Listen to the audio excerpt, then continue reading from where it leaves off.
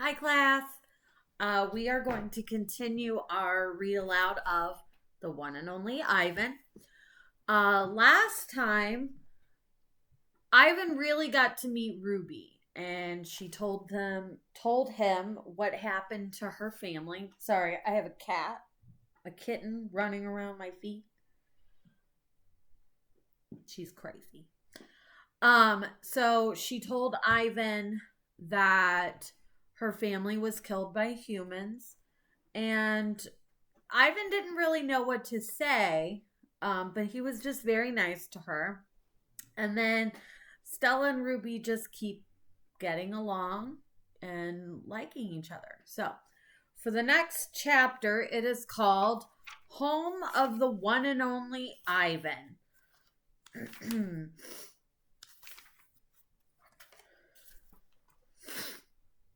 George and Mac are out by the highway.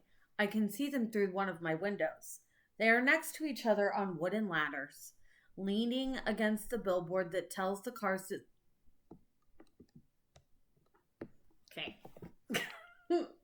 Say hi to Zelda. She clearly wants attention. Okay, now you gotta go.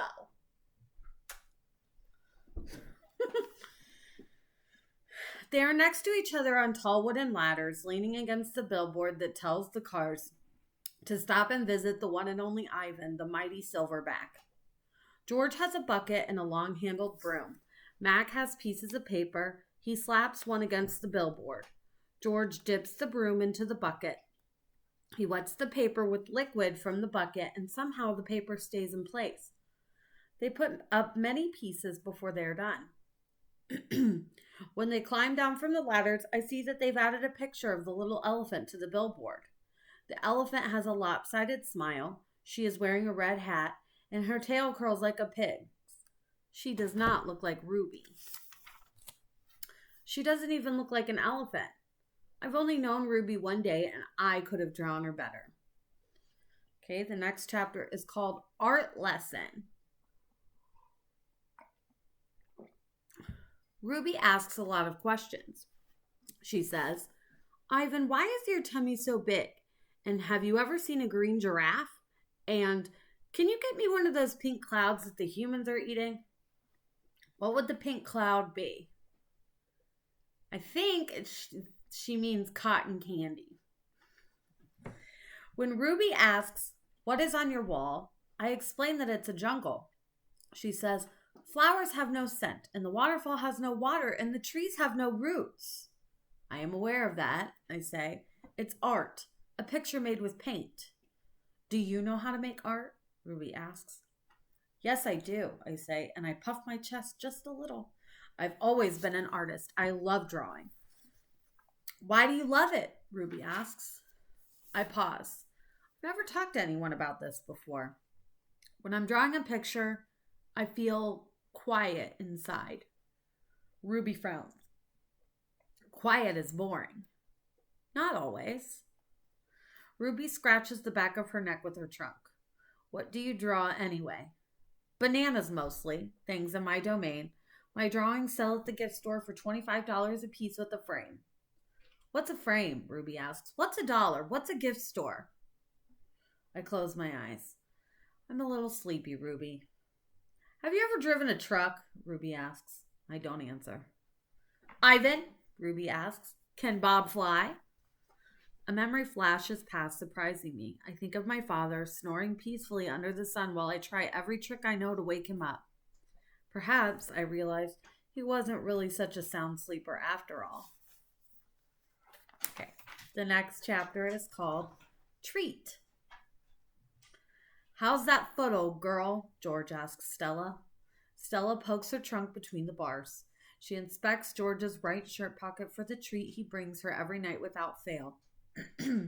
George doesn't always bring me treats. Stella's his favorite, but I don't mind. She's my favorite too. Stella sees that George's pocket is empty. She gives George a frustrated nudge with her trunk, and Julia giggles.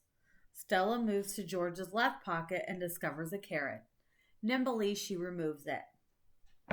Mac walks past.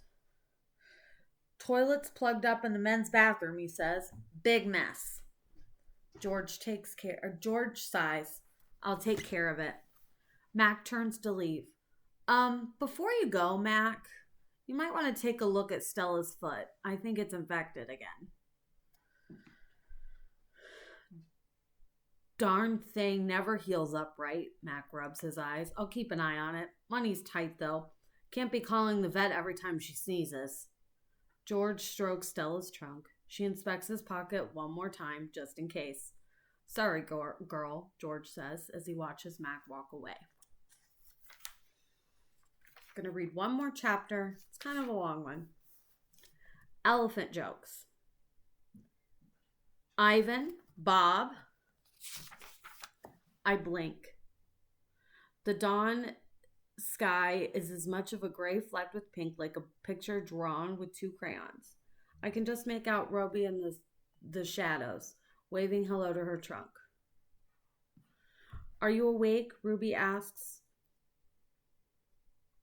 We are now, says Bob.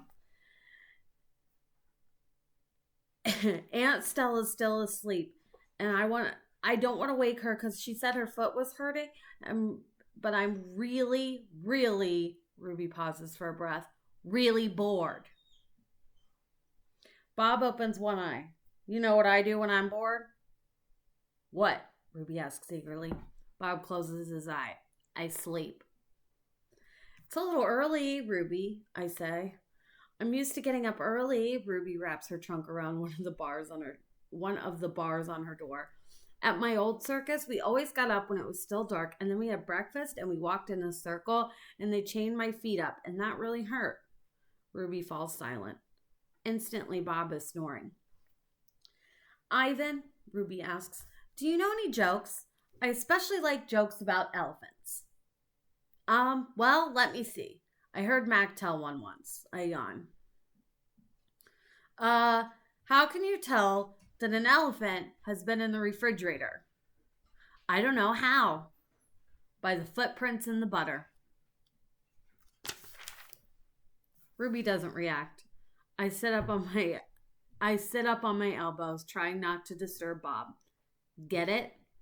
What's a refrigerator? Ruby asks. It's a human thing, a cold box with a door. They put food inside.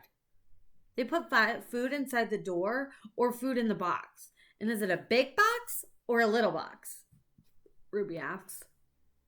I can see that this is going to take a while, so I sit up all the way. Bob slides off, grumbling. I reach for my pencil, the one I snapped in half with my teeth. Here, I say, I'll draw you a picture of one. In the dim light, it takes me a minute to find a piece of paper that Julia gave me. The page is a little damp and has a smear of something orange on it. I think it's from a tangerine.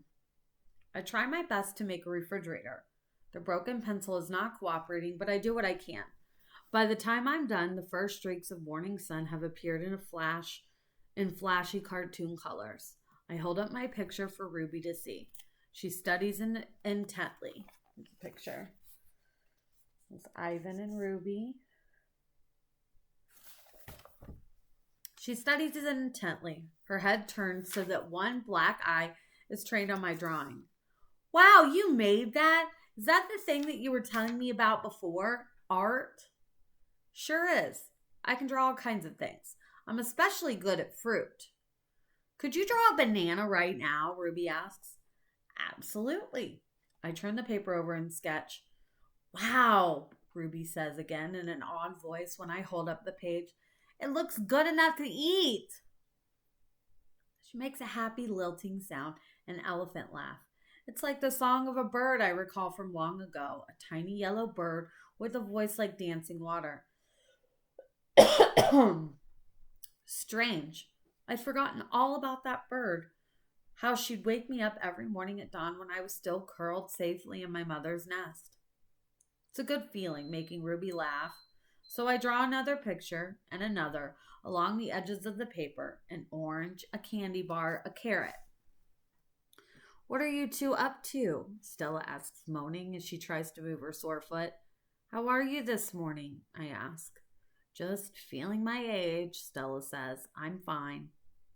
Ivan is making me pictures, Ruby says, and he told me a joke. I really like Ivan, Aunt Stella.